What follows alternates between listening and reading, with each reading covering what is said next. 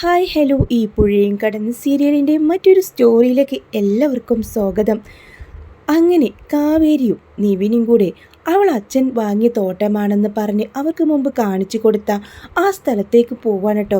അങ്ങനെ അച്ഛൻ അവരോട് പറഞ്ഞത് ഇത് നമ്മൾ വാങ്ങി ഇതിനി ഈ സ്ഥലം നമ്മുടേതാണെന്ന് പറഞ്ഞ് അവരെ പരിചയപ്പെടുത്തി കൊടുത്തിരുന്നു. അന്നേരത്താണ് ജയബാലൻ്റെതാണ് ആ തോട്ടമെന്നും അത് അച്ഛൻ്റെതല്ലെന്ന കാര്യം അറിഞ്ഞതോടെയാണല്ലോ ജയബാലൻ്റെ ചതി സ്വന്തം കൂട്ടുകാരൻ അരവിന്ദൻ മനസ്സിലാക്കുന്നത്. അതെല്ലാം ഓർത്തുകൊണ്ട് കാവേരി അവിടെ നിന്ന് പൊട്ടിക്കരയുമ്പോൾ നിവിൻ അവളെ ആശ്വസിപ്പിക്കുന്നുണ്ട്. ഈ സ്ഥലം അച്ഛൻ പറഞ്ഞത് വാങ്ങിക്കാൻ പോകുന്നതല്ല, ഇത് ഞാൻ വാങ്ങിയെന്നാ, ഇത് നമ്മുടേതാണെന്നാ അച്ഛൻ പറഞ്ഞത്. അങ്ങനെയാണെങ്കിൽ കാശ് കൊടുക്കാതെ രജിസ്ട്രേഷൻ നടക്കാതെ ഒരിക്കലും അച്ഛൻ അത് പറയില്ല എന്നും പറഞ്ഞുകൊണ്ട് അവൾക്ക് അറിയുമ്പോൾ നിവിൻ അവളെ ചേർത്ത് പിടിച്ച് കരയുന്നുണ്ട്. കാവേരി, ഇതിനി ഇവിടെ ഇരുന്ന് കരയല്ലേ, ചിലപ്പോൾ കാശ് കൊടുത്തില്ലായിരിക്കും, കാശ് കൊടുത്തിട്ടുണ്ട്, അല്ലെങ്കിൽ അച്ഛൻ ഒരിക്കലും അങ്ങനെ പറയില്ല. അങ്ങനെ ഇവരുടെ സംസാരം കേട്ടുകൊണ്ട് അവിടേക്ക് ഒരാൾ വരുന്നുണ്ട് കേട്ടോ. ആ സമയം അവർക്കറിയാം ആ തോട്ടം ആരാണ് വാങ്ങിയതെന്ന്, എന്താണ് സംഭവിച്ചതെന്നൊക്കെ. പക്ഷേ അത് ജയപാലിനെ പേടിച്ചുകൊണ്ട് അവർക്കൊന്നും പറയാനാവുന്നില്ല. ചേട്ടാ, ഈ സത്യത്തിൽ അന്ന് എന്താണ് സംഭവിച്ചത്? അത് ഈ തോട്ടത്തിൻ്റെ മുതലാളി അന്ന് ഹോസ്പിറ്റലായിരുന്നു, അങ്ങനെ രജിസ്ട്രേഷൻ നടന്നില്ല, പണം കൊടുത്തിട്ടുണ്ടോ ഇല്ലോ എനിക്കറിയില്ല എന്ന് പറഞ്ഞ് അയാൾ ഒഴിഞ്ഞു മാറിപ്പോവാ. കൂടുതലൊന്നും പറയുന്നില്ല. ജയപാലൻ്റെ കളികളാണെന്നെല്ലാം കാവേരിക്ക് മനസ്സിലാവുന്നുണ്ട്. അങ്ങനെ കാവേരി വീട്ടിലേക്ക് വരാട്ടോ. അതിനുശേഷം കുറച്ച് ദിവസങ്ങൾക്ക് ശേഷം ജയബാലൻ്റെ എല്ലാ കള്ളത്തരങ്ങളും പൊക്കണമെന്ന് കാവേരി തീരുമാനിക്കുക. തൻ്റെ അച്ഛൻ്റെ പണം കൊണ്ടാ അവൻ വലിയ മുതലാളിയായത്, എന്നിട്ട് പാവം കൂട്ടുകാരനെ ചതിച്ച് അതിൻ്റെ വേദനയിലാണ് തൻ്റെ അച്ഛൻ ഹൃദയം പൊട്ടി മരിച്ചെന്ന് രേവതിക്ക് നല്ല സംശയമുണ്ട്. അങ്ങനെ ജയബാലിനെ വയൽ വെച്ച് അവൾ കാണുന്നുണ്ട്. ജയബാലിനെ വെല്ലുവിളിക്കാണ്. നിങ്ങൾ എന്തൊക്കെ പറഞ്ഞാലും എൻ്റെ അച്ഛൻ്റെ പണം കൊണ്ടാണ് നിങ്ങൾ വലിയ മുതലാളിയായത്, അതുകൊണ്ട് എൻ്റെ അച്ഛന് നീതി കിട്ടണം, അതുവരെ ഈ കാവേരി പോരാടും, നീ എന്ത് വേണമെങ്കിൽ ചെയ്തടി, നിനക്ക് എന്ത് പറ്റും, ഒരു പീറപ്പെണ്ണ് വന്നിരിക്കുന്നു എന്നെ വെല്ലുവിളിക്കാനായിട്ട്. അതെ, നിങ്ങൾ വെല്ലുവിളിക്ക തന്നെയാണ്. നിൻ്റെ വീട്ടിൽ നിൻ്റെ ചേച്ചിയുടെ വിവാഹം കഴിഞ്ഞപ്പോൾ നിനക്ക് ഹുങ്ക് കൂടി, അങ്ങനെ തട്ടിപ്പിൽ നിനക്കും മറ്റൊരു വിവാഹം കഴിക്കാമെന്ന് നീ കരുതുന്നുണ്ടാവും. എന്തായാലും എൻ്റെ പെങ്ങളെ മോനെ കൊണ്ട് നിന്നെ കല്യാണം കഴിപ്പിക്കില്ലടി, ആർക്ക് വേണം, എനിക്ക് വേണമെന്ന് ഞാൻ പറഞ്ഞോ, ഈ കാവിരെന്ന് വിചാരിച്ചാൽ അത് നടക്കും. ഇനിയിപ്പോൾ നിവിനെ വിവാഹം കഴിക്കണമെന്ന് എനിക്ക് ആഗ്രഹം തോന്നിയാൽ അത് ഞാൻ നടത്തിയിരിക്കും. അത് നിങ്ങളാരെയും സമ്മതം എനിക്ക് വേണ്ട എന്ന് പറയുന്നുണ്ട്. അങ്ങനെയാണെങ്കിൽ നോക്കട്ടെ. ആ ഒരു സമയത്ത് ജയബാലൻ്റെ കളികളെല്ലാം വിനീതിനെ അറിയിക്കാൻ കേട്ടോ. വിനീതിനും തന്നെ ചെറിയ സംശയങ്ങളുണ്ടായിരുന്നു. അച്ഛൻ്റെ പഴയ ഡയറി, ഗംഗയുടെ അച്ഛൻ്റെ പഴയ ഡയറി അയാളുടെ കയ്യിൽ കിട്ടിയിരുന്നു. ആ സമയത്ത് വിനീത് അതെല്ലാം മറിച്ചു നോക്കാണ്. അപ്പോഴാണ് ഗൾഫിൽ നിന്ന് അയാൾ സമ്പാദിച്ച കാശുകളെല്ലാം അക്കൗണ്ടിലേക്ക് അയച്ച വിവരണങ്ങൾ ആ ഒരു ഡയറിയിലുണ്ടായിരുന്നു. അക്കൗണ്ട് നമ്പറും അവിടെ ചേർത്തിട്ടുണ്ട്. കാവേരിയെ വിനീത് കാണാൻ ചെല്ലുന്നുണ്ട്. ആ ഡയറിയും കയ്യിലുണ്ട്. കാവേരി, ഇതൊന്ന് നോക്കിക്കേ എന്ന് പറയാണ്. കാവേരി അത് നോക്കുന്നുണ്ട്. ഇതെല്ലാം അച്ഛൻ മാസാമാസം നല്ലൊരു എമൗണ്ട് അയച്ചിട്ടുണ്ടല്ലോ, ഇത് ആരുടെ അക്കൗണ്ട് ആയിരിക്കും? ആ, ഈ അക്കൗണ്ടിലേക്കാണ് അച്ഛൻ കാശ് അയച്ചിട്ടുണ്ടെങ്കിൽ ഉള്ളത്, അതുകൊണ്ട് കള്ളനെ നമുക്ക് പെട്ടെന്ന് പിടിക്കാൻ പറ്റും. ആ ജയബാലൻ്റെ അക്കൗണ്ട് ആയിരിക്കും, അല്ലാതെ അച്ഛന് ആരെയും വിശ്വാസമില്ലായിരുന്നു. എന്തായാലും താൻ വാ എന്ന് പറഞ്ഞ് കാവേരി വിനീതും ബാങ്കിലോട്ട് പോവാണ്. എന്നിട്ട് ആ അക്കൗണ്ട് നമ്പർ ആരുടേതാണെന്നും ഞങ്ങളുടെ അച്ഛൻ തുടരെ ഇതിൽ കാശ് അയച്ചിട്ടുണ്ടെന്ന കാര്യവും പറയുമ്പോൾ ആദ്യമൊന്നും മാനേജർ പറയാൻ കൂട്ടാക്കുന്നില്ല. ഒടുവിൽ കാവേരി ഭീഷണിപ്പെടുത്തുന്നുണ്ട്. ഞങ്ങളുടെ അച്ഛൻ അയച്ച പണത്തിൻ്റെ വിവരങ്ങൾ ഞങ്ങൾക്കറിയാൻ ആഗ്രഹമില്ലേ, ഞങ്ങൾക്കതിന് അവകാശമില്ലേ എന്നൊക്കെ ചോദിക്കുന്ന സമയത്ത് ഇത് ഞാൻ മീഡിയയിൽ പറയുമെന്നൊക്കെ പറഞ്ഞ് കാവേരിയുടെ ഭീഷണിക്ക് മുമ്പ് ബാങ്ക് ഉദ്യോഗസ്ഥൻ എന്തായാലും മുട്ടുമടക്കട്ടോ. അത് ജയബാലൻ്റെ അക്കൗണ്ടാണെന്നും ജയബാലൻ്റെ അക്കൗണ്ട് പേരാണെന്ന കാര്യവും അവർ മനസ്സിലാക്കുന്നുണ്ട്. അങ്ങനെ അവനാണ് ഈ ചതിയെല്ലാം ചെയ്തത്. അയാളങ്ങനെ വെറുതെ വിടാൻ പറ്റുമോ? ഇല്ല, എൻ്റെ അച്ഛൻ്റെ മരണത്തിന് കാരണക്കാരൻ അയാളാണ്. ഹൃദയം പൊട്ടിയ എൻ്റെ അച്ഛൻ മരിച്ചത്. അങ്ങനെ ജയബാലിൻ്റെ വീട്ടിലേക്ക് പോകുന്നുണ്ട് വിനീത്. അന്നേരത്ത് പുറത്ത് ആരെയും കാണുന്നില്ല. അകത്ത് ഒരു സംസാരം. ആ ബാങ്ക് മാനേജർ വിളിച്ചിരുന്നു. ആ അരവിന്ദ് എല്ലാം ഡയറിയിൽ എഴുതി വെച്ചിരുന്നു. അയാൾ കാശ് അയച്ച വിവരണങ്ങളൊക്കെ, ഏത് അക്കൗണ്ടിലേക്കാണ് എത്ര മാസം എത്ര രൂപ ഇട്ടെന്ന്. എന്നിട്ട് എന്താ ഉണ്ടായത്? അങ്ങനെ ഭാര്യ ചോദിക്കുന്നുണ്ട്, അവന് എനിക്കാണ് കാശ് അയച്ചതെന്നും അവർക്ക് മനസ്സിലായത്. ജയബാലേട്ടൻ ഇതിൽ തൂങ്ങുമോ? എവിടെ തൂങ്ങാൻ? അതിനെന്ത് തെളിവാ ഉള്ളത്? അവനവിടെ അക്കൗണ്ടിലേക്ക് കാശിട്ടെന്നല്ലാതെ എഴുതി വെച്ചെന്നല്ലാതെ മറ്റെന്തെങ്കിലും രസീതുണ്ടോ? ഇല്ലല്ലോ. അവനെ കൊണ്ടാ നമ്മൾ ആ പറമ്പ് വാങ്ങിയതും ഇത്രയും പണക്കാരായത്. എന്നിട്ടിപ്പോൾ ഒടുവിൽ അവന് എൻ്റെ എല്ലാം എഴുതി വെച്ച് ചത്ത് കളഞ്ഞിരിക്കുന്നു എന്ന് പറയുന്നുണ്ട്. ഇത് കേട്ടതും വിനീതിന് ചതിയുടെ ആ ഒരു ഇത് മനസ്സിലാവാട്ടോ. വിനീതിനങ്ങ് ദേഷ്യം വരുന്നുണ്ട്. വിനീത് അങ്ങോട്ട് കയറി വന്ന് ജയപാലിൻ്റെ കോളറിൽ പിടിക്കുക. എടാ ചതിയാ, എൻ്റെ അമ്മാവനെ ചതിച്ചത് പോരാണ്ട് നീ അയാളെ പരിഹസിക്കുന്നോ? നന്ദിയില്ലാത്ത നായെ, നിനക്ക് എങ്ങനെ തോന്നി ആ മനുഷ്യനെ ചതിക്കാനെന്ന് ചോദിച്ച് വിനീത് ഭാര്യയുടെ മുമ്പിൽ ജയപാലിനെ അടിക്കുന്നുണ്ട്. അതോടുകൂടെ തന്നെ ജയപാലിന് അവളുള്ള പക കത്തിയേട്ടോ. നിന്നെ ഞാൻ വെറുതെ വിടില്ലടാ. നീ ആഗ്രഹിച്ച പെണ്ണിൻ്റെ കൂടെ ജീവിക്കാമെന്ന് ആഗ്രഹിക്കണ്ടടാ. നിന്നെ ഞാൻ കൊന്നു തള്ളും എന്ന് പറയാം. അങ്ങോട്ട് വന്നാൽ മതി. നീയാണല്ലോ എൻ്റെ കാരൻ. നിന്നെ ഞാൻ ചാവുന്നതിന് മുമ്പേ നിന്നെ ഞാൻ കൊല്ലും എന്ന് പറയുന്നുണ്ട്. അങ്ങനെ ജയപാലാകെ അടിമുടി വിറച്ച് നിൽക്കാൻ കേട്ടോ. വിനീത് തന്നോടുള്ള പക തൻ്റെ ഭാര്യയുടെ മുമ്പിൽ വെച്ച് ആ പീറച്ചക്ക തന്നെ തല്ലി. അതും കൂടി ചേർത്തപ്പോൾ ജയപാലിന് സഹിക്കാൻ പറ്റുന്നില്ല. ജയപാലൻ ഫോൺ എടുക്കുന്നുണ്ട്. എന്നിട്ട് ആരെയോ വിളിക്കാണ്. അവനെ തീർത്ത് കളഞ്ഞേക്കണം. അവൻ്റെ ഒരു മധുവിത്. അവനങ്ങനെ ജീവിക്കാൻ ഞാൻ സമ്മതിക്കില്ല. അവന് എന്തെന്ന് വെച്ചാൽ ചെയ്തോ, എത്ര പണവും ഞാൻ തരാം എന്ന് പറയാണ്. അങ്ങനെ വിനീതിനെ കൊല്ലാനായിട്ട് ആളുകളെ ഇറക്കുന്നുണ്ട്. വിനീത് തൻ്റെ രാത്രി ടൈലർ ഷോപ്പിൽ നിന്ന് ഏറെ വൈകിയാട്ടോ വരുന്നത്. ആ ഒരു സമയത്ത് അവൻ്റെ പുറകെയായിട്ട് കുറച്ച് പേര് വരുന്നു കാണുകയാണ്. ആ സമയം വിനീത് ബൈക്ക് നിർത്തുന്നുണ്ട്. എന്ന് അവർ ഏതോ ഒരു സ്ഥലത്തിൻ്റെ അഡ്രസ്സൊക്കെ ചോദിക്കുകയാണ്. ആ സമയം വിനീതിന് എന്തോ ഒരു പന്തിക്കേട് തോന്നുന്നുണ്ട്. നന്നായി മദ്യപിച്ചവരാണ് അവരെല്ലാവരും കൂടെ ചേർന്ന് വിനീതിനെ അവിടുന്ന് തല്ലുന്നുണ്ട് കേട്ടോ. ആ സമയം വിനീത് ഒരു 5-6 പേരുണ്ടായതുകൊണ്ട് വിനീത് ഒറ്റയ്ക്ക് ഫൈറ്റ് ചെയ്യാൻ വളരെ ബുദ്ധിമുട്ടുണ്ട്. അങ്ങനെ അവരൊക്കെ അടിച്ചിട്ട് ഓടിച്ചതിന് ശേഷം വിനീത് തൻ്റെ ബൈക്ക് അവിടെ ഇട്ടിട്ട് ഓടിപ്പോകുന്നുണ്ട് കേട്ടോ. എന്നാൽ വിനീതിൻ്റെ അവർ പുറകെ തന്നെ കൂടുന്നുണ്ട്. അങ്ങനെ കാല് വഴുതി വിനീതാണെങ്കിലോ ഒരു കൊക്കയിലേക്ക് അങ്ങ് വീഴാട്ടോ. ഉരുണ്ടുരുണ്ട് താഴേക്ക് വന്നിട്ടുണ്ട്. അവൻ്റെ കഥ കഴിഞ്ഞു. അവൻ എന്തായാലും ഇനി ജീവിച്ചിരിക്കില്ല. നമുക്ക് അവനെ കൊന്നെന്ന് പറഞ്ഞ് കാശ് വാങ്ങി പോവാം എന്ന് പറഞ്ഞ് ജയപാലിനെ വിളിക്കുന്നുണ്ട്. സാറേ, അവനെ കൊന്ന് ഞങ്ങൾ ഒക്കെ തള്ളിയിട്ടുണ്ട്. ആർക്കും സംശയമില്ല. അവൻ്റെ ബൈക്കോ അതും കൂടെ അതിൻ്റെ കൂടെ തള്ളിയേക്ക്. ബൈക്ക് അപകടമേ ആവാൻ പാടുള്ളൂ. അങ്ങനെ ഏറെ വൈകിട്ടും വിനീതിനെ കാണാനില്ല കേട്ടോ. കുറേ സമയമായല്ലോ. വിനീതത്തിന് എന്താ വരാത്തതമ്മേ? കാവ്യയുടെ ചോദ്യം കേട്ട് അറിയില്ല മോളെ. ഒരുപാട് തയ്ക്കാനുണ്ടാവും, അതായിരിക്കും അവൻ വൈകുന്നത്. എന്നാലും ഇതിപ്പോൾ 9 മണിയായി. ഇത്ര സമയമൊന്നും ആവാറില്ലല്ലോ. 8 മണിക്ക് തന്നെ കട അടച്ചു വരുന്നതല്ലേ. അങ്ങനെ കാവേരി സെലീമിക്കയൊക്കെ വിളിക്കുന്നുണ്ട്. അന്നേരത്ത് അവൻ 7:30 കട അടച്ചു പോയില്ല മോളെ. അവരെപ്പോഴും അവിടെ എത്തിയില്ലേ? മറ്റെന്തെങ്കിലും ആവശ്യത്തിന് എവിടെയെങ്കിലും കയറിയിട്ടുണ്ടാവും. അങ്ങനെ കാവേരിയും ഗംഗയും അച്ചമ്മയും ഒക്കെ എല്ലാം സങ്കടത്തോടു കൂടെ അവിടെ വിനീതിനെ കാത്തിരിക്കാട്ടോ. അന്നേരത്താണ് കുറേ സമയം കഴിഞ്ഞിട്ട് കാണുന്നില്ല. സമയം നീങ്ങി അങ്ങനെ എല്ലാവരും അറിയാതെ സിറ്റോട്ട് തന്നെ ഇരുന്ന് ഉറങ്ങിപ്പോവാണ്. ആ സമയത്ത് വിനീതിനെ കാണുന്നില്ല. കാവേരി തൻ്റെ സ്കൂട്ടി എടുത്തുകൊണ്ട് അവിടേക്ക് പോണ സമയത്തും അവിടെ ഒന്നും കാണുന്നില്ല കേട്ടോ. ജയപാലിൻ്റെ ഒരു വരവുണ്ട്. എന്താ നിങ്ങളെല്ലാവരും ഇന്നലെ ഉറങ്ങാത്ത പോലെയുണ്ടല്ലോ, എന്ത് പറ്റി എന്ന് പരിഹാസത്തോടെ ചോദിക്കുമ്പോൾ തന്നെ അപകടം മണക്കുന്നുണ്ട് കാവേരി. എന്താ ഞങ്ങൾ ഉറങ്ങിയാലും ഇല്ലെങ്കിൽ നിങ്ങൾക്ക് എന്താ എന്ന് ചോദിക്കുക. അല്ല, ഇവിടെ എന്തോ ഒരു അന്തരീക്ഷം വല്ലാതെ മുഖമായിരിക്കുന്നു. ഇനിയിപ്പോൾ കൊച്ചുമരുമകൻ വന്നിട്ടില്ലേ?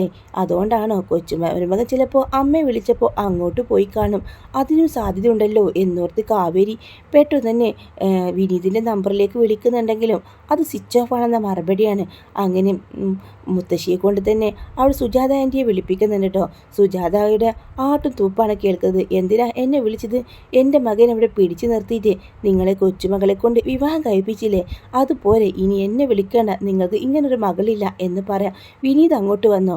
വിനീത് എന്തിനാ ഇങ്ങോട്ട് വരുന്നത്? അവൻ അവിടെയല്ലേ താമസം. അതോടുകൂടെ അവിടെ ഇല്ലെന്ന കാര്യം മനസ്സിലാവാണ്. ഇന്നലെ രാത്രി അവൻ വന്നില്ല. ഇത് കേട്ടതും സുജാതയ്ക്ക് വല്ലാതെ ടെൻഷനും വെപ്രാളവും ആവുന്നുണ്ട്. അവൻ വന്നില്ലെന്നോ? നിങ്ങളെല്ലാവരും കൂടി ചേർന്ന് അവൻ എന്താ ചെയ്തത് എന്ന് ചോദിച്ച് ആകെപ്പാടെ വഴക്കാവുന്നുണ്ട്. അങ്ങനെ സുജാത ഓടി വരാട്ടോ. വിനീതിനെ അവിടെ തിരഞ്ഞിട്ടും അവർക്ക് ആർക്കും കിട്ടുന്നില്ല. അവൻ്റെ ജഡം ഇവിടുന്ന് എവിടുന്നെങ്കിലും കിട്ടും, പോലീസിൽ പരാതി കൊടുക്കാം എന്നൊക്കെ മനസ്സിൽ ചിന്തിക്കുന്നുണ്ട്. അങ്ങനെ കാവേരി പോലീസിലൊരു പരാതി കൊടുക്കുന്നുണ്ട് കേട്ടോ. അവനെ അന്വേഷിക്കാം എന്ന് പറയാണ്. അങ്ങനെ വിനീത് ഒരു കൊക്കയിലേക്ക് മറിഞ്ഞു വീണതാണല്ലോ. അവൻ്റെ കയ്യിൽ ആ ബൈക്കും ഉണ്ട്.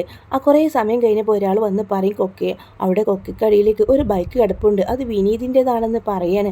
അതോടുകൂടി എല്ലാവരും വല്ലാതെ ബൈക്ക് അപകടം ഉണ്ടായതാണ്, രാത്രിയിൽ സഞ്ചരിക്കുമ്പോൾ ബൈക്ക് നിയന്ത്രണം വിട്ട് കൊക്കയിലേക്ക് മാറുന്നതൊക്കെയെന്ന് നിഗമനം എന്ന് പറയുമ്പോൾ എല്ലാവരും ആകെ ഭയത്തിലാകെ പേടിക്കുക. ഗംഗയാണെങ്കിലോ അകത്തു നിന്ന് ഓടി വരുന്നുണ്ട്. അന്നേ വരെ ഗംഗ വിനീതനോട് അടുപ്പം കാണിച്ചിട്ടില്ല. ആ വീട്ടിലുള്ള ഭക്ഷണം ഉണ്ടാക്കും, അവർക്ക് കൊടുക്കും, അല്ലാതെ അവനോട് വലിയ അടുപ്പത്തിലൊന്നും അവൾ പോയിട്ടില്ലായിരുന്നു. അവളുടെ ഉള്ളിൽ അവനോട് സ്നേഹം തുടങ്ങുന്ന നിമിഷങ്ങളായിരുന്നു. അവനെ വല്ലാതെ മിസ് ചെയ്യുന്നുണ്ടായിരുന്നു. വിനീത് അന്നേരം വരെ വരാത്തതിലും ഗംഗ തകർന്നിരിക്കായിരുന്നു. അന്ന് രാത്രി വരുമ്പോൾ വിനീതനോട് എല്ലാത്തിനും മാപ്പ് പറഞ്ഞ് ഒരുമിച്ചൊരു ജീവിതം ആഗ്രഹിച്ചിരിക്കായിരുന്നു. ഒരുപാട് വിനീതിനെ അവോയ്ഡ് ചെയ്തിട്ടുണ്ട്. ഈ കുഗ്രാമത്തിൽ തന്നെ ജീവിക്കേണ്ടി വന്നതിൽ ശപിച്ചിട്ടുണ്ട്. എന്നാൽ വിനീതിൻ്റെ സ്നേഹം മനസ്സിലാക്കിയ ഗംഗ അവനെ കാത്തിരിക്കായിരുന്നു. അന്ന് രാത്രി തന്നെ അവൻക്ക് ഇങ്ങനൊരു അപകടവും സംഭവിച്ചത്. അങ്ങനെ ഈ വിവരം മറന്നു ഗംഗ അകത്തു നിന്ന് ഓടി വന്നതും ഒട്ടും പ്രതീക്ഷിക്കാതെ പൊട്ടിക്കയറുന്നെല്ലാം കാവേരി അവളെ പിടിച്ചു നിർത്തുന്നുണ്ട്. വിനീതേട്ടാ എന്ന് പറഞ്ഞ് ഒറ്റ അലർച്ചയായിരുന്നു.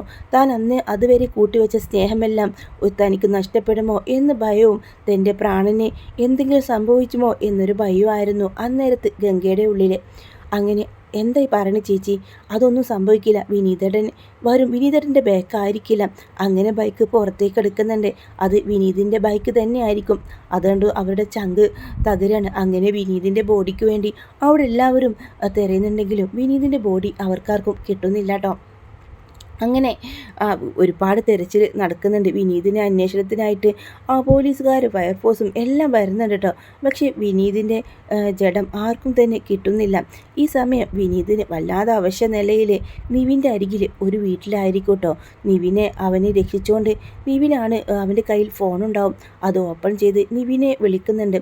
എന്നിട്ട് ആ സമയം നിവിനോട്, നിവിൻ ഞാനൊരു അപകടത്തിൽ പെട്ടിരിക്കുക, ഞാൻ കൊക്കയിൽ വീണ് ഒരു മരത്തിൽ ഇങ്ങനെ പിടിച്ചു നിൽക്കുകയാണ്, കാല് തെറ്റിയാൽ ഞാൻ താഴേക്ക് വീഴും, നീ പെട്ടെന്ന് വാ, എന്നെ കൊല്ലാനായിട്ട് ജയബാലൻ്റെ ആളുകൾ എൻ്റെ പുറകെ ഉണ്ടായിരുന്നു, 4-5 പേരുണ്ടായിരുന്നു, അവിടെ കഴിഞ്ഞ് രക്ഷപ്പെടാനാ ഞാൻ ഓടിയത്. അപ്പോഴേക്കും നിവിന് വന്നിട്ട് അവിടുന്ന് രക്ഷിച്ച് കൊണ്ടുപോവാണ്. നല്ല പരിക്കുകളുണ്ടാവും, തലയും കൈയും ഒക്കെ പൊട്ടി മുറിവൊക്കെ വന്നിട്ടുണ്ടാവും. അങ്ങനെ കുറച്ച് ദിവസം ആരും അറിയാതെ നിവിൻ്റെ ആ ഒരു സ്ഥലത്തായിരിക്കൂട്ടോ. എടാ ഗംഗയ്ക്ക് നിന്നെ കാണാതെ സഹിക്കാൻ പറ്റുന്നില്ല, നിന്റെ ബൈക്ക് ഇന്നലെ കൊക്കയിൽ നിന്നെടുത്ത്, അന്നേരത്ത് അവളുടെ ഒരു കരച്ചിൽ കാണണമായിരുന്നു, നീ അല്ലേ പറഞ്ഞത് അവൾക്ക് നിന്നോട് സ്നേഹമില്ലെന്ന്. പക്ഷേ ഗംഗ ഒരുപാട് സഹിക്കുന്നുണ്ട്, സങ്കടപ്പെടുന്നുണ്ട്, നീ വരാത്തതിൽ അവൾക്ക് വല്ലാതെ വേദനയുണ്ട്. ഇപ്പോൾ ഞാനിങ്ങനെ മറന്നു നിൽക്കുന്നത് നല്ലത്, അത് എൻ്റെ അമ്മാവന് വേണ്ടിയാണ്, ജയ്പാലിനെ അവനെ ഞാൻ വെറുതെ വിടില്ല എന്ന് പറയുന്നുണ്ട്. നിൻ്റെ കൂടെ ഞാനും എല്ലാത്തിനും ഉണ്ടാവും, നീ ഇവിടെയുള്ള കാര്യം ഇവിടെ ഒരു കുഞ്ഞിനു പോലും അറിയില്ല. അങ്ങനെ ഒളിവിൽ തന്നെ നിവിൻ്റെ കൂടെ താമസിക്കായിരിക്കും. അങ്ങനെ കുറച്ച് ദിവസങ്ങൾ കഴിയുമ്പോൾ വിനീതിൻ്റെ ശരീരത്തിലെ മുറിവുകളെല്ലാം മാഞ്ഞു പോകുന്നുണ്ട് കേട്ടോ. ഗംഗയെ കാണാൻ അവൻ്റെ മനസ്സ് തുടിക്കുന്നുണ്ട്. തൽക്കാലം താൻ പുറത്തുണ്ടെന്നും താൻ ജീവിച്ചിരിപ്പുണ്ടെന്നും ആരും അറിയണ്ട എന്ന് തന്നെയാണ് അവൻ്റെ ആഗ്രഹം. അങ്ങനെ രാത്രികളെല്ലാം ജനവാതിലൂടെ നോക്കുന്ന സമയത്ത് ഗംഗ അവനെ ഓർത്ത് അവൻ്റെ ഫോട്ടോക്കരികിലേക്ക് കണ്ണീരോടെ നിൽക്കുന്നത് അവൻ കാണുമ്പോൾ അവൻക്ക് സങ്കടപ്പെടണോ സന്തോഷിക്കണോ അറിയാത്തൊരു നിമിഷമായിരുന്നു. ഒരുപക്ഷെ ഒന്നോർത്താൽ അവനക്ക് വല്ലാതെ സന്തോഷം തോന്നാം. അവൾ എന്നെ ഒരുപാട് സ്നേഹിക്കുന്നുണ്ട്, ഇനി ഞാൻ തിരിച്ചു വന്നാൽ ഞങ്ങൾക്ക് പുതിയൊരു ജീവിതം ഉണ്ടാവുമെന്ന് വിനീതിന് മനസ്സിലാവാം. അങ്ങനെ പുറന്തിരെ നടക്കാട്ടോ. കാവേരി കാണുകയാണ് വിനീതിനെ പോലെ ഒരാൾ. വിനീതേട്ടനല്ലേ അതെന്നൊക്കെ ചിന്തിച്ച് കാവേരി പുറകിൽ നിന്ന് വിളിക്കുമ്പോൾ പെട്ടെന്ന് അയാളെ കാണാതാവാണ്. എന്താ കാവേരി, എന്ത് പറ്റിയെന്ന് ചോദിച്ച് അമ്മ വരുന്നുണ്ട്. വിനീതോ, നിനക്കെന്താ ഭ്രാന്തുണ്ടോ മോളെ? അതെ വിനീതേട്ട, ഞാൻ കണ്ടതമ്മേ. നീ അവരൊന്ന് പറഞ്ഞ് ഗംഗയും കൂടെ വിഷമിപ്പിക്കല്ലേ, അവനിക്ക് ഇവിടെ വിട്ട് പോകാൻ പറ്റില്ല മോളെ, അവൻ്റെ ആത്മാവ്. ഇങ്ങനൊന്നും പറയല്ലേ, വിനീതേട്ടൻ മരിച്ചിട്ടില്ല, വിനീതേട്ടൻ നമ്മളുടെ അടുത്തേക്ക് വരും. ആ സമയം ഗംഗയും പറയും, അമ്മേ ഇങ്ങനെ പറയരുത്, വിനീതേട്ടന് അങ്ങനെ ഈ ഗംഗയെ ഉപേക്ഷിച്ച് പോകാൻ കഴിയില്ല, വിനീതേട്ടൻ വരും, എനിക്ക് വിനീതേട്ടനും കൂടെ ഒരുമിച്ചൊരു ജീവിതം ഉണ്ടാവും, ഞങ്ങളുടെ കുഞ്ഞുങ്ങൾ, അങ്ങനെ പല ജീവിതം ഉണ്ടാവും അമ്മേ എന്ന് പറഞ്ഞ് ഗംഗ കരയുന്നതെല്ലാം വിനീത് കണ്ണിറങ്ങി മറിഞ്ഞു നിന്ന് കാണുന്നുണ്ടായിരുന്നു. അങ്ങനെ വിനീത് താഴേക്ക് വന്ന് നിവിൻ്റെ ബൈക്കിൽ കയറി ഹെൽമെറ്റ് ധരിച്ചുകൊണ്ട് വീണ്ടും അവരുടെ ഒളിസ്ഥലത്തേക്ക് തന്നെ പോവാണ്. അതിനുശേഷം പിറ്റേന്ന് ജയബാലൻ്റെ ഒരു ജീപ്പ് അപകടത്തിൽപ്പെട്ടെന്ന ന്യൂസാണ് കേട്ടോ കേൾക്കുന്നത്. ജയബാലിന് ഗുരുതര പരിക്കോടെ ഹോസ്പിറ്റലാണെന്ന് ആ ന്യൂസ് കേട്ടതോടുകൂടെ അവൻ ചത്തില്ലല്ലോ, അവൻ ചാവണമായിരുന്നു എന്ന് വിനീത് പറയുന്നുണ്ട്. വിനീത് തന്നെയായിരിക്കും അതിൻ്റെ പുറകിൽ തൻ്റെ അമ്മാവനെ ആ ഒരു വിധി വരുത്തിയ അവൻ്റെ കയ്യിൽ നിന്ന് എല്ലാം തനിക്ക് എഴുതി വാങ്ങിയതിന് ശേഷമേ അവൻ്റെ മരണം ഞാൻ ഉറപ്പാക്കത്തുള്ളൂ എന്ന് പറയാണ്. അങ്ങനെ ജയ്പാലിനെ ഹോസ്പിറ്റലിൽ കൈയും കാലും എല്ലാം തകർന്ന് ഒരു കോമ സ്റ്റേജിലേക്ക് പോകുന്ന രീതിയിലാട്ടോ. ആ സമയത്ത് വിനീത് അവനെ കാണാനായിട്ട് വരുന്നുണ്ട്. അവൻ്റെ കണ്ണിലെ ഭയം കണ്ടതും വിനീതിനൊരു ആസ്വദിക്കാണ് കേട്ടോ. എന്താ നീ കരുതിയത്, എന്നെ കൊന്നു തള്ളിയെന്നോ? എന്നാലേ ഈ വിനീത് മരിക്കാനായിട്ടില്ല. നിന്റെ കാലം ഞാനാണടാ. നീ എല്ലാ സ്വത്തുക്കളും എൻ്റെ അമ്മാവനെ പറ്റിച്ച എല്ലാ കാശും തിരികെ നൽകുന്ന ആ നിമിഷം നിന്റെ മരണമായിരിക്കും എന്ന് ഭീഷണിപ്പെടുത്തി വിനീത് ആരുടെയും കണ്ണിൽ പെടാതെ അവിടെ നിന്ന് പോവാണ്. അങ്ങനെ ഏറെ വൈകി വിനീത് തിരിച്ചു വരുന്നുണ്ട് കേട്ടോ. വിനീതിനെ കണ്ടതും കാവേരിയാണ് ആദ്യം വിനീതിനായിട്ട് വരുന്നത്. നെവിനായിരിക്കും കേട്ടോ. നെവിൻ്റെ ജീപ്പിലായിരിക്കും വിനീത് അവിടേക്ക് വരുന്നത്. എല്ലാവർക്കും ഒരു സർപ്രൈസ് ഉണ്ട്. എല്ലാവരും ഇങ്ങനെ സങ്കടത്തിൽ നിൽക്കുക. വിനീതിനെ കാണാതായതിനെ തുടർന്ന് എല്ലാവർക്കും സങ്കടമാണ്. അപ്പോൾ 2-3 മാസങ്ങൾക്ക് ശേഷം കേട്ടോ വിനീത് തിരികെ വരുന്നത്. അപ്പോൾ എല്ലാവരും ഒന്ന് കണ്ണടിച്ച് എന്താടാ ഞങ്ങളുടെ സർപ്രൈസൊക്കെ പോയല്ലോ, ഞങ്ങളുടെ സന്തോഷവും പോയി, ഞങ്ങളുടെ ഗംഗമോളെ അവസ്ഥ കണ്ടോ എന്ന് ചോദിക്കുകയാണ്. എന്നാൽ ഗംഗ ആദ്യം കണ്ണടക്ക്. ഗംഗയാണെങ്കിലോ റൂമിൽ തന്നെ പുറത്തിറങ്ങാതെ ഏത് സമയം വിനീതിൻ്റെ ഫോട്ടോയും കെട്ടിപ്പിടിച്ച് നിൽക്കായിരിക്കും. അങ്ങനെ ആ ഗംഗയെ പുറത്തുനിന്ന് വരാൻ പറ്റില്ലെന്ന് മനസ്സിലാക്കിയ വിനീതിനെയും കൊണ്ട് അവരെ എല്ലാവരുടെ മുമ്പിലേക്ക് ചെല്ലാട്ടോ. ഗംഗ മാത്രം വിനീത് പുറത്തു വന്നത് അറിയുന്നില്ല. എന്നാൽ ഗംഗയുടെ അടുത്തേക്ക് ഗംഗയ്ക്ക് എന്തോ എന്ന് മനസ്സിലാവും. ഒരു കാറ്റ് വന്ന് അവളെ തഴുകുന്ന പോലെയും അവൻ്റെ ഗന്ധം മനസ്സിലാക്കുന്ന തോന്നിയ ഗംഗ വാതിൽ തുറന്ന് പുറത്തേക്ക് ഓടി വരുമ്പോൾ തൻ്റെ മുമ്പിൽ വിനീത് നിൽക്കുന്നത് അവൾ കാണാം. തൻ്റെ സ്വപ്നമാണോ എന്നറിയാതെ അവൾ അവനെ മിഴിച്ചു നോക്കുന്നുണ്ട്. തനിക്കെന്തോ ഭ്രാന്ത് പിടിച്ചോ, തൻ്റെ മുമ്പിൽ തൻ്റെ ഭർത്താവ് വിനീത് തന്നെയാണോ എന്ന് വീണ്ടും വീണ്ടും അവൾ കണ്ണ് തുറന്ന് നോക്കുന്നുണ്ട്. പിന്നെ ഒറ്റ കെട്ടിപ്പിടുത്തായിരുന്നു, പൊട്ടിക്കരയായിരുന്നു. എവിടായിരുന്നു, എന്തിനാ എന്നെ സങ്കടപ്പെടുത്തിയെന്ന് പറഞ്ഞ് അവനെ തള്ളിയ മാന്തി പിച്ചൊക്കെ ചെയ്യുന്നുണ്ടായിരുന്നു. എന്തിനാ എന്നോടിത് ചെയ്തത്? ഞാൻ എത്ര സഹിച്ചെന്നോ, എത്ര കരഞ്ഞെന്നോ, എത്ര ദൈവങ്ങളെ വിളിച്ചെന്നോ ഒന്ന് കാണാൻ എന്ന് പറഞ്ഞ് അവൾ പൊട്ടിക്കരയുന്നുണ്ട്.